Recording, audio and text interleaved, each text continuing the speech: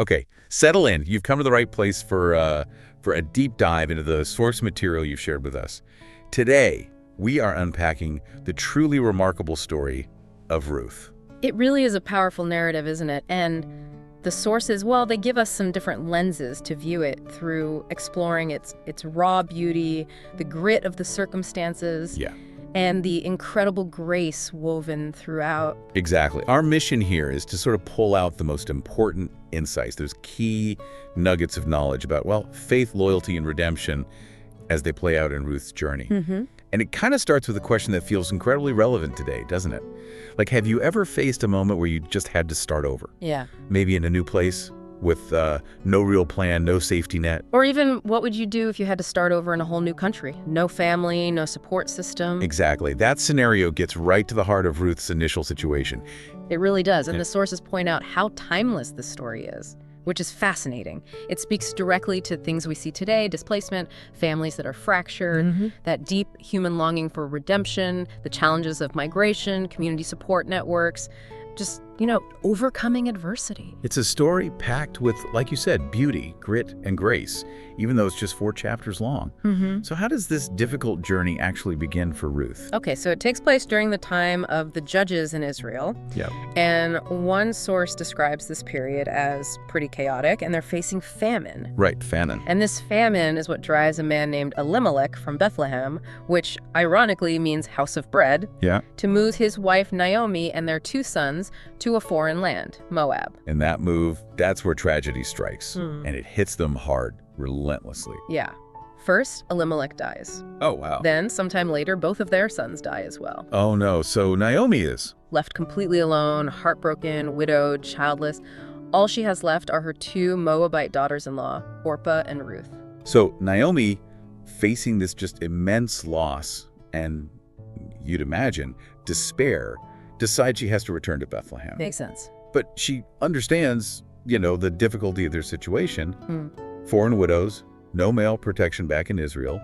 So she urges Orpah and Ruth to go back to their own families in Moab. It feels like a really understandable suggestion. It really is. And here's where we see that striking contrast the sources highlight. Orpah, she kisses Naomi goodbye and leaves. She makes the practical choice to return to what she knows.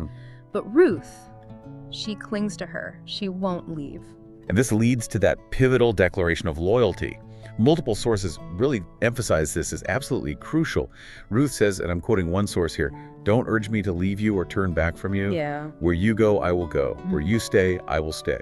Your people will be my people, and your God, my God." What's fascinating here, as one source explains, is just how deep this goes. This wasn't just like a kind or emotional gesture. This was Ruth binding herself to Naomi with this fierce covenant faithfulness. She's adopting not just her family, but her people and her God. Wow. It was a radical choice: loyalty over convenience, love over comfort, and definitely over security. Another source points out the enormous cultural cost she would have known this involved. Wow. Choosing loyalty over convenience, comfort, and security. That resonates so deeply. Do the sources offer any maybe contemporary examples that echo that kind of commitment? They do, actually. You see modern parallels to this kind of costly loyalty. One source mentions the example of a young refugee woman choosing to stay with her aging grandmother in a completely new country, navigating unfamiliar territory together, even though there might have been easier options. Or just looking at family bonds that cross borders, cross languages, those connections that kind of defy practicality for the sake of love and commitment. It connects with modern experiences of family, community support. That sets the stage so powerfully for what happens next, doesn't it? Ruth and Naomi, these 2 widows, they make their way back to Bethlehem. And they arrive just as the barley harvest is starting. Right. And Ruth, understanding their need, she immediately takes up the, humble but essential action of gleaning in the fields. Which is? Gathering the leftover grain behind the harvesters. It was actually a legal provision for the poor in Israelite law, but it was still hard, often kind of humiliating work. Okay. And this is where we get what one source calls a divine coincidence. Ruth just happens to find herself gleaning in the fields that belong to Boaz. Exactly. And Boaz is described as a noble man, a man of standing, and crucially, a relative of Naomi's late husband, Elimelech. Their interaction is so key here. Boaz comes into the field, sees Ruth, and asks his servant, "Whose young woman is this?" And the servant tells him she's the Moabite who came back with Naomi, and points out she's been working tirelessly, like from morning till now, hardly stopping. And Boaz's response is just immediate kindness and protection. He tells Ruth, look, stay and glean only in my fields. He instructs his young men not to bother her, Wow. and even offers her water drawn by his own servants. And his motivation, the sources suggest, wasn't just random generosity, right? No, not at all. He had heard about Ruth's unwavering loyalty to Naomi. He admired her courage, her selfless choice.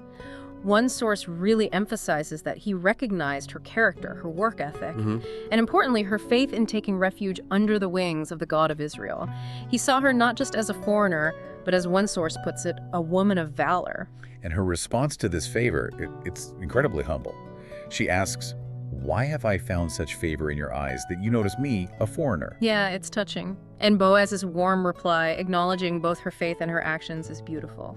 May the Lord reward you for what you've done. May you be richly repaid by the God of Israel, under whose wings you have come to take refuge. One source highlights this as Boaz recognizing and affirming the very trust Ruth declared back in Moab.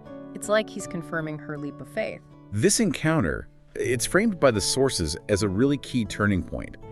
In Boaz's kindness and recognition, Ruth experiences something tangible, a glimpse of the kindness and protective refuge she sought. Exactly. One source connects this directly to the idea of redemption in motion.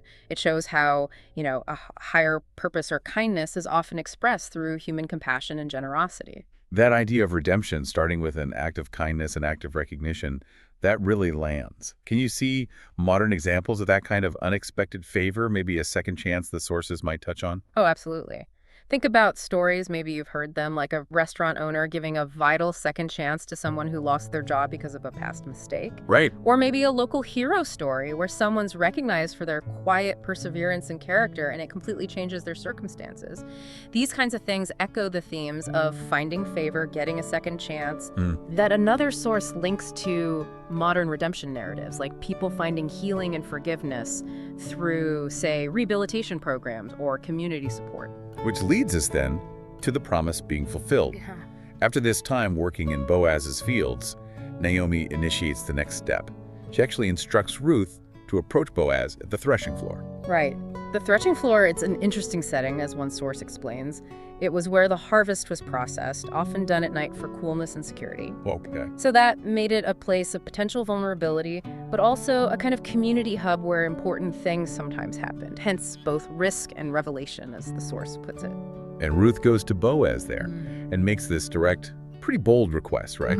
Identifying his potential role, she says, "Spread your garment over me, for you are a kinsman redeemer." Exactly. And this concept of a kinsman redeemer, it's vital. Multiple sources highlight this.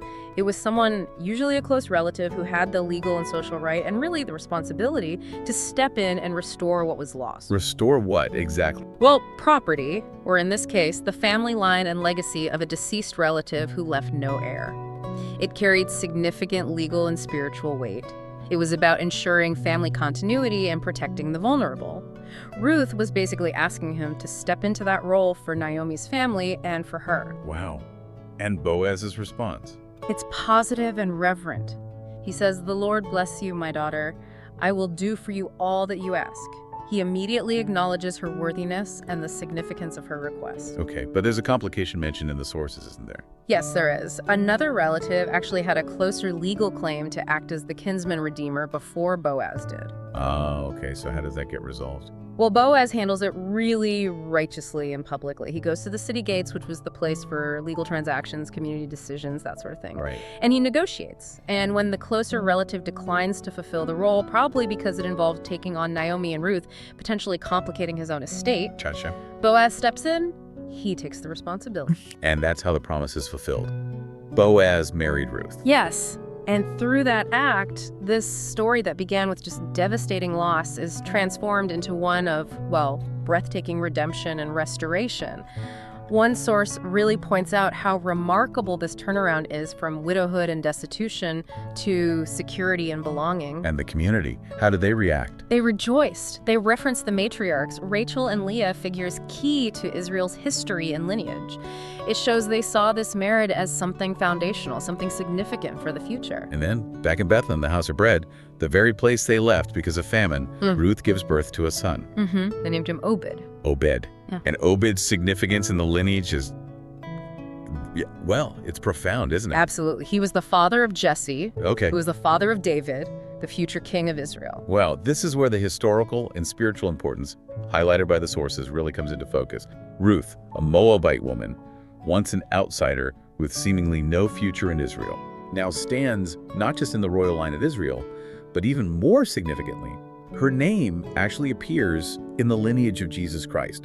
Matthew 1.5 confirms it. It powerfully reinforces the bigger picture that one source emphasizes. Ruth's story wasn't just, ancient history or a simple love story. It was like prophecy in motion. How so? It demonstrates this pattern of a higher power who redeems the outsider, restores the broken, and can write these eternal stories from what seem like the humblest or maybe the most challenging beginnings. And that connects so beautifully to that broader idea mentioned in the sources, that in Christ, regardless of our background, our past, our status as outsiders, we all have the potential to be brought in to become part of this family of God. Exactly. So if we bring this back to you, the listener, what does Ruth's story, looking at it through these sources, what does it mean for us today? Well, the sources offer some really powerful takeaways, these core themes. First, there's faith in uncertainty, wouldn't you say? Definitely. Ruth stepped forward into what looked like emptiness, trusting in something unseen, even when her path was completely unclear. It wasn't a faith with guarantees, it was faith despite the lack of them. Yeah. Then there's loyalty in relationships. Choosing that deep, covenant commitment over convenience or practicality or even personal comfort. Even when it came at significant cultural or social cost, as Ruth's choice clearly did, according to the sources, it was a costly loyalty. Right. And finally, redemption that transforms. It shows that sorrow and brokenness, they aren't the end of the story. Ruth's journey is such a powerful example of how lives that seem lost can be restored, given profound new purpose. And not just for the individual, right, but impacting generations to come. Exactly. We live in a world that's, aching for redemption in so many ways, personal, social, global. And Ruth reminds us that even the smallest acts of loyalty, acts of kindness, stepping out in faith, showing grace, they're seen. And they can set these larger redemptive processes in motion. It connects back to those contemporary examples of second chances, of overcoming adversity. It feels like an invitation, really. An invitation to trust, even when things are uncertain. To choose love and commitment in our relationships, even when it's costly. And to believe that no life, no situation is too broken to be restored. So thinking about your own life right now, what are you hoping for in your future, especially when things feel uncertain?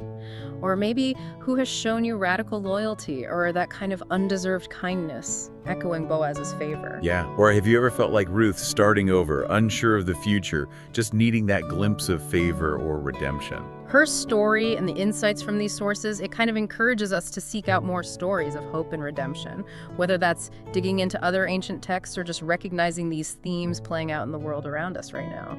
In personal struggles, in community resilience, in simple acts of grace between people. So maybe here's a final thought to consider, building on Ruth the journey, recognizing the potential for transformation and new beginnings. It isn't just something that happened way back then in a field in Bethlehem. It's a possibility that can unfold, often through unexpected encounters, through those costly choices of loyalty, even in the most ordinary or perhaps the most challenging circumstances in your own life right now.